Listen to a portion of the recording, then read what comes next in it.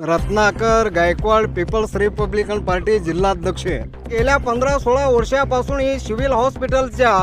Pump हाऊसवरती ते नित्य नेमाने duty करत होते।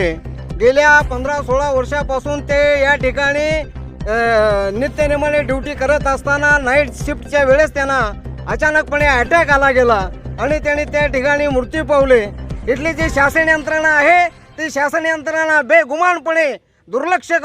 करून आपल्या कामामध्ये चुकारपणा करून कसूरता करून त्याकडे अक्षम दुर्लक्ष करण्यात आलेलं आहे आणि त्यामुळे त्यांचा निर्णय ज्यावेळी झाला असता त्यावेळी जर करता कोर्टाच्या निर्णयाप्रमाणे त्याने ऑर्डर केले असते तर कदाचित ते सुखी आणि समृद्धी झाले असते आणि संसार त्यांचा सुखी झाला असता। परंतु हलगर्जीपणा करणारे या डीनला आणखीन येथील संपूर्ण सिव्हिलच्या जे यंत्रणेला मी सांगू इच्छितो, खबरदार आहे, जर तुम्ही याची दखल घेऊन तात्काळ या आमच्या पिराप्पा श्रीपती होनकावडेला जर